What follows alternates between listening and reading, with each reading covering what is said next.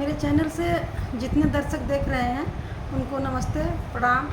और गीत कैसा लगेगा कमेंट में बताइएगा।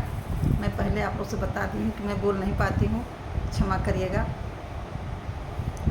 बसवा की होते होई के सासु पुकार जी, उठा हो सोहागिन रानी जेवना बनावा जी, उठा हो सोहागिन रानी जेवना बनावा जी, उठा हो सोहागिन रानी।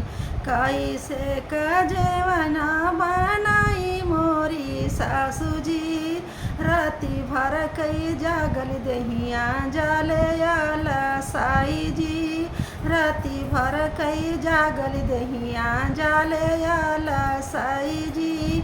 मड़वा के होते होई के जेठनी पुकार जी, उठा हो सोहागिन रानी गढ़ुआ भरावा जी, उठा हो सोहागिन रानी गढ़ुआ भरावा जी।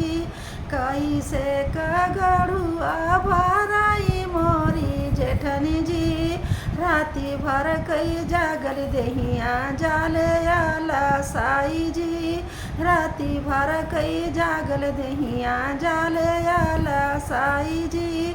माड़वा की ओते होई के ननद रानी पुकार जी, उठा हो सोहागिन रानी बीड़ावा जोड़ावा जी, उठा हो सोहागिन रानी बीड़ावा जोड़ावा जी।